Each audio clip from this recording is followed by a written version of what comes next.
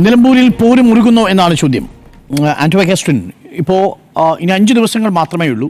കനത്ത മഴയാണ് പ്രതീക്ഷിക്കുന്നത്. പക്ഷേ ഇതിനകം തന്നെ ബൂത്ത് തോറും വീട് തോറും വലിയ പ്രചരണം നടക്കുന്നു. മുഖ്യമന്ത്രി എത്തി. ഇനി 15-ാം തീയതി പ്രിയങ്ക ഗാന്ധി കൂടി എത്തും. ഇന്നാണ് എത്തേണ്ടിയിരുന്നത്. പക്ഷേ അപകടത്തെ തുടർന്ന് വിമാനാപകടത്തിൻ്റെ പശ്ചാത്തലത്തിൽ മാറ്റിവെച്ചതാണ്. PV അൻവറിന് വേണ്ടി നാളെ യൂസഫ് പത്താൻ അടക്കമുള്ളവരും 15-ാം തീയതി രംഗത്ത് വരികയാണ്. പോര് മുറുകുകയാണ്. തീർച്ചയായിട്ടും പോര് മുറുകയാണ് എന്നുള്ളതാണ് ഞാൻ വിചാരിക്കുന്നത്. പക്ഷേ അവിടെ ജനങ്ങളെ സ്വാധീനിക്കുന്ന വിഷയങ്ങൾ ചർച്ചയാകുന്നുണ്ടോ എന്ന് ചോദിച്ചാൽ എനിക്കതിൻ്റെ കാര്യത്തിൽ സംശയമുണ്ട്. അവിടെ ഒരു കാര്യങ്ങളും ചർച്ചയാകുന്നില്ല എന്നുള്ള, അവിടെ വർഗീയതയും യുദ്ധവും ഒക്കെയാണ് ചർച്ചയാകുന്നത്. അതൊക്കെ എത്ര ശതമാനം വരെ ജനങ്ങളെ സ്വാധീനിക്കും എന്നുള്ള കാര്യത്തിനകത്ത് സംശയമുണ്ട്. ചിലപ്പോൾ വാർത്തകളുടെ അടിസ്ഥാനത്തിലായിരിക്കാം, അല്ലെങ്കിൽ ആ പറയുന്ന ചർച്ചകൾ പുറം ലോകത്തേക്ക് ആ രീതിയിലുള്ള ചർച്ച എത്താതിരിക്കാൻ വേണ്ടിയിട്ടായിരിക്കാം നേതാക്കന്മാർ ആ ശൈലിയിൽ കൊണ്ടുപോകുന്നതെന്ന് ഞാൻ വിചാരിക്കുന്നത്. അപ്പോൾ ഞാൻ ഈ അനന്തുവിൻ്റെ മരണവുമായി ബന്ധപ്പെട്ടിട്ട് ഈ പറഞ്ഞ വന്യമൃഗ ഒക്കെ വളരെ രീതിയിൽ അവിടെ ചർച്ചയാകും എന്നാണ് ഞാൻ പ്രതീക്ഷിച്ചത്. പക്ഷേ അവിടെ ഒരു 2 ദിവസത്തേക്ക് അപ്പുറം അവിടുത്തെ വന്യമൃഗ ശല്യത്തെ മുന്നോട്ട് കൊണ്ടുപോകാൻ കഴിഞ്ഞിട്ടില്ല എന്നുള്ളതാണ് ഇപ്പോൾ കാണുന്നത്. കാരണം കോൺഗ്രസിനെ സംബന്ധിച്ചോളം ജ്യോതികുമാർ ചാമക്കാരയുടെ സമരത്തോടു കൂടിയിട്ട് അത് പൊളിഞ്ഞടുങ്ങി എന്നുള്ളതാണ് അതിൻ്റെ അവസ്ഥ എന്ന് പറയുന്നത്. അപ്പോൾ അതിനെക്കുറിച്ചിട്ട് ഇപ്പോൾ ഒരു ചർച്ചയും കാണുന്നില്ല. 2-3 ദിവസമായിട്ട് ചർച്ചകൾ കാര്യമായിട്ട് കാണുന്നില്ല എന്നുള്ളതാണ്.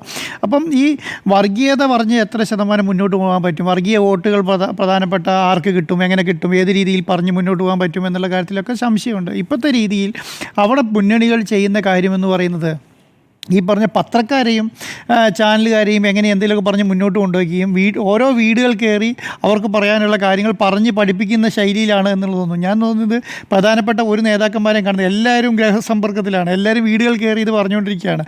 അവിടെ അവർ ചോദ്യത്തിന് മറുപടി പറഞ്ഞു പോവുകയാണ്. ഇപ്പം 3 ദിവസമാണ് മുഖ്യമന്ത്രി മണ്ഡലത്തിൽ. കാരണം നമ്മളൊരു സാധാരണ ഒന്ന് ആലോചിച്ചാൽ മതി. സാധാരണ അങ്ങനെ ഒരു 3 ദിവസം ഒരു മണ്ഡലത്തിൽ മുഖ്യമന്ത്രി പോവുക എന്നൊക്കെ പറയുന്നത് ഇവരെ സംബന്ധിച്ചിടത്തോളം, എല്ലാവരെ സംബന്ധിച്ചിടത്തോളം എന്ത് സംഭവിക്കും എന്നുള്ളതിനെ കുറിച്ചിട്ട് ഒരു ധാരണയില്ല എന്നുള്ളതാണ്. ഇപ്പം ഇടതുപക്ഷത്തെ സംബന്ധിച്ചിടത്താണെങ്കിലും കോൺഗ്രസിനെ സംബന്ധിച്ച് UDFനെ സംബന്ധിച്ചിടത്തോളം ആണെങ്കിലും ഈ അൻവറിനെ സംബന്ധിച്ചിടത്തോളം ആണെങ്കിലും ആരെ സംബന്ധിച്ചിടത്തോളം എത്ര വോട്ട് ആർക്ക് കിട്ടും, എങ്ങനെ കിട്ടും, എന്താണ് ഞങ്ങൾ ഉദ്ദേശിക്കുന്നത് എന്നുള്ളതൊന്നും പ്രെഡിക്റ്റ് ചെയ്യാൻ പറ്റാത്ത അവസ്ഥയിലേക്ക് എത്തിയിട്ടുള്ളതാണ്. ഇപ്പം UDFൻ്റെ നേതാക്കന്മാരോടൊക്കെ സംസാരിക്കുമ്പോൾ പറയുന്നത് അവർ നമ്മളോട് തന്നെ ചോദിക്കുകയാണ് ഏകദേശം എത്ര വോട്ട് അൻവറിന് കിട്ടും, എത്ര വോട്ട് UDFന് കിട്ടും. കാരണം അവരവിടെ മണ്ഡലത്തിൽ പ്രവർത്തിച്ചുകൊണ്ടാണ് നമ്മൾ ചോദിക്കുന്നത്. കാരണം അവരെ സംബന്ധിച്ചിടത്തോളം ഒരു ധാരണയില്ല എന്നുള്ളതാണ്. അൻവറൊക്കെ എത്ര വോട്ട് പിടിക്കുന്നു ആർക്കും അറിയുന്നില്ല. അപ്പോൾ ആദ്യത്തെ പ്രാവശ്യം പറഞ്ഞുകൊണ്ടിരുന്നത് ഇടതുപക്ഷത്തിൻ്റെ വോട്ട് പിടിക്കില്ല, UDFൻ്റെ വോട്ട് പിടിക്കാനാണ് സാധ്യത എന്ന് പറയുന്നു.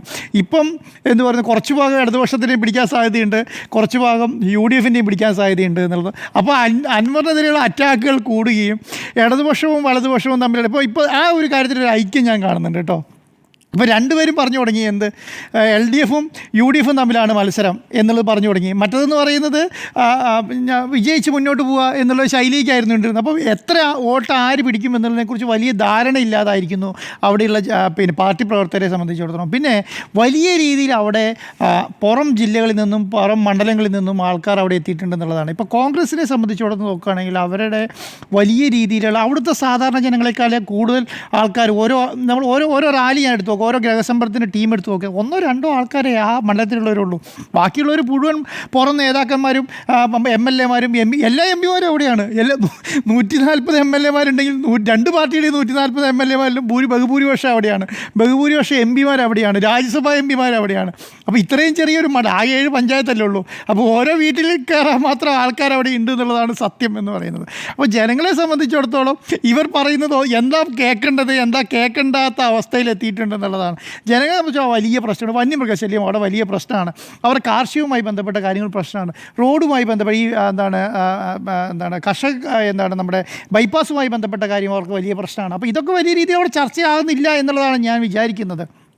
ഇപ്പോൾ അവിടെ 2 ദിവസം നടക്കാൻ പോകുന്ന സംവിധാനം എന്ന് പറയുന്നത് വലിയ വാർത്തകൾക്ക് നേതാക്കന്മാർ ബൈറ്റ് കൊടുക്കുന്ന അവസ്ഥയിലേക്ക് വരും. ഇനി അങ്ങോട്ട് നാളെയും മറ്റന്നാളൊക്കെ നടക്കാൻ പോകുന്നതാണ്. ഇനി ഇസ്രായേൽ ഹമാസ് വിഷയത്തിലൊക്കെ ആയിരിക്കും ബൈറ്റ് വരാൻ പോകുന്നത്, വർഗീയ വിഷയങ്ങളിലായിരിക്കും ബൈറ്റ് വരാൻ പോകുന്നത്. ജനങ്ങളെ സംബന്ധിച്ചിടത്തോളം ഒരു വിഷയത്തിൽ അവിടെ ഒരു ബൈറ്റും വരാൻ പോകുന്നുണ്ടെന്ന് ഞാൻ വിചാരിക്കുന്നില്ല. ആ ലെവലിലേക്ക് ചർച്ച കൊണ്ടുപോകും എന്നുള്ളത്. ഞാനിപ്പോൾ നാളെ രാവിലെ നാളെ മുഖ്യമന്ത്രിയുണ്ട്, മറ്റന്നാൾ മുഖ്യമന്ത്രിയുണ്ട്, മറ്റന്നാൾ പ്രിയങ്ക ഗാന്ധി വരുന്നു, യൂസഫ് പത്താൻ വരുന്നു. അപ്പോൾ ഇവരൊക്കെ വന്നിട്ടും പറയാൻ പോകുന്നത് ചിലപ്പം യൂസഫ് പ്രവർത്തനമൊക്കെ വന്നാൽ ചിലപ്പോൾ അവിടുത്തെ കാര്യം അൻവർ പറഞ്ഞു കൊടുത്തിട്ട് ചിലപ്പോൾ പറയാൻ സാധ്യതയുണ്ട്. പക്ഷേ വലിയ നേതാക്കന്മാരാരും വന്നിട്ട് ഈ പറഞ്ഞ കാര്യങ്ങളെക്കുറിച്ച് രാഷ്ട്രീയ നേതാവല്ലാത്തതുകൊണ്ട് ചിലപ്പോൾ റാലിയൊക്കെ ആയിരിക്കും. അതായിരിക്കും. അപ്പം അതേ ഉദ്ദേശിക്കുന്നുണ്ടാവുള്ളൂ. ഇവരാരും വന്നാലും അങ്ങനെ തന്നെ ആയിരിക്കും. അപ്പം എന്നെ അതിശയപ്പെടുത്തുന്നത് മുഖ്യമന്ത്രിയുടെ പ്രകടനം എന്നുള്ളതാണ്. കാരണം എല്ലാ പഞ്ചായത്തുകളിലും പോയി ആൾക്കാരെ കാണുകയും സംസാരിക്കുകയും ചെയ്യുന്നുള്ളത്. അപ്പം വി ഡി സതീശനെ സംബന്ധിച്ചിടത്തോളം ഈ ഇലക്ഷൻ വലുതാണ്. ഈ ഇലക്ഷൻ പിന്നെ പരാജയം ബുദ്ധിമുട്ടിലാക്കുന്നത് ശരിക്കും പറഞ്ഞാൽ ഈ പറയുന്ന സ്വരാജിനെയോ ഷൗക്കത്തിനെയോ അല്ല, അല്ലെങ്കിൽ അൻവറിനെയോ അല്ല എന്നാണ് ഞാൻ വിചാരിക്കുന്നത്. അവരെ സംബന്ധിച്ചിടത്തോളം ഇലക്ഷനിൽ ജയിച്ചു തോറ്റു എന്നുള്ളതാണ്. അങ്ങനെയല്ല ശരിക്കും ഈ ഇലക്ഷനെ കാണേണ്ടത്. ഈ ഇലക്ഷനെ കാണുന്നത് മുഖ്യമന്ത്രിയെ സംബന്ധിച്ചിടത്തോളം അവർക്കുണ്ടാകുന്ന ദോഷം വലുതായിരിക്കും.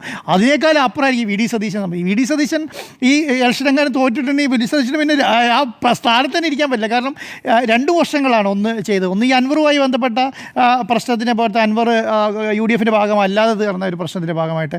രണ്ടാമത്തെ ഒരു പ്രശ്നം എന്ന് പറയുന്നത് ഈ വർഗീയ നമ്മുടെ ഈ പിന്നെ ഇവരുമായി ബന്ധപ്പെട്ട ഈ നമ്മുടെ വെൽഫെയർ പാർട്ടിയുമായി ബന്ധപ്പെട്ട കാര്യത്തിനകത്ത് സതീശൻ നടത്തിയിട്ടുള്ള പിന്നെ വാക്കുകൾ എന്നുള്ള. അപ്പോൾ അത് രണ്ടും ഏത് രീതിയിൽ ബാധിക്കുമെന്നുള്ള സതീശനെ സംബന്ധിച്ചോളം വലിയ പ്രശ്നമാണ്. BJP സംബന്ധിച്ച് പിന്നെ നോക്കേണ്ട കാര്യമില്ല. അവർ പിന്നെ സ്ഥാനാർത്ഥി വെക്കാതിരുന്ന ആൾക്കാർക്ക് എത്ര വോട്ട് കിട്ടും എന്നുള്ള കാര്യത്തെക്കുറിച്ച് മാത്രം നോക്കിയാൽ മതി.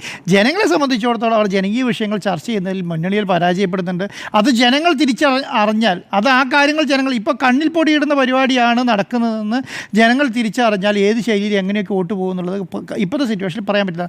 പിന്നെ ലീഗിനെ ഇപ്പോൾ മുന്നിൽ നിർത്തി ലീഗിൻ്റെ കയ്യിൽ നിന്ന് നഷ്ടപ്പെട്ടു പോയിരുന്ന ആര്യാടൻ മുഹമ്മദിൻ്റെ കയ്യിൽ കിട്ടാതിരുന്ന വോട്ടുകളെ എങ്ങനെ കൊണ്ടുവരാമെന്നുള്ള ശ്രമം നടത്തുന്നുണ്ട്. പക്ഷേ അതൊക്കെ എത്ര ശതമാനം അടിത്തട്ടിലേക്ക് എത്തും എന്നുള്ളത് ഞാൻ വിചാരിക്കുന്നില്ല. ലീഗിന് നല്ല കാര്യത്തിൽ ഈ കാര്യത്തിൻ്റെ ബോധ്യമുണ്ട്. എന്താണ്, 2026 ഇലക്ഷൻ ജയിക്കണമെങ്കിൽ ഈ ഇലക്ഷൻ ജയിച്ചാലേ പറ്റുള്ളൂ.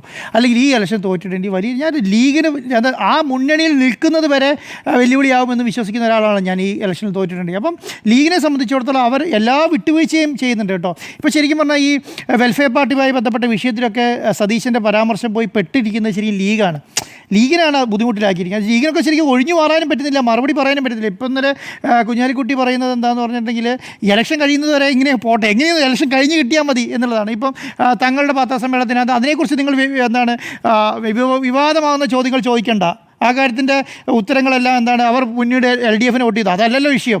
ഈ വർഗീയ പാർട്ടിയുടെ വോട്ട് വേണോ വേണ്ടയോ എന്നുള്ളതാണ് വിഷയം. അതിനൊക്കെ മറുപടി പറയാൻ ലീഗിന് പറ്റുന്നില്ല എന്നുള്ളത്. മുൻപാണെങ്കിൽ ഈ ഇലക്ഷൻ കഴിഞ്ഞാൽ ഞാൻ വിചാരിക്കുന്നത് കൃത്യമായി മറുപടി ലീഗ് കൊടുക്കുമെന്നുള്ളതാണ്. അത് മുന്നേ ഇപ്പം പിന്നെ എന്താണ് കത്തോലിക്ക കോൺഗ്രസ് കറക്റ്റായിട്ടുള്ള മറുപടി പറയുന്നുണ്ടല്ലോ. അവർക്ക് ഒന്നിൻ്റെ ഭാഗമല്ല, അതുകൊണ്ട് ക്രിസ്ത്യസഭയുടെ ഭാഗമായി നിൽക്കുന്നതാണ് കത്തോലിക്ക കോൺഗ്രസ്, കറക്റ്റായി മറുപടി പറഞ്ഞു. അതുപോലെ തന്നെ എല്ലാം പറയും. അപ്പം ഈ 2 ദിവസം എന്ന് പറയുന്നത് വലിയ രീതിയിൽ മുന്നണികൾ എങ്ങനെയും കടന്നുകൂടിയാൽ മതി, എങ്ങനെയും കടന്നു കിട്ടിയാൽ മതി എന്നുള്ള 2 ദിവസമായിരിക്കും ഇനി ഉണ്ടാകാൻ പോകുന്നത്. ജനങ്ങളെ സംബന്ധിച്ചിടത്തോളം വലിയ ഗുണമൊന്നും ഈ ഇലക്ഷനെ കൊണ്ട് ഉണ്ടാകാൻ പോകുന്നില്ല. വോട്ട് ചെയ്ത് തിരിച്ചു വരാം എന്നുള്ളതിനൊക്കെ അപ്പുറം ഒന്നും ഇല്ല എന്നാണ് ഞാൻ വിചാരിക്കുന്നത് ഈ കാലത്ത്.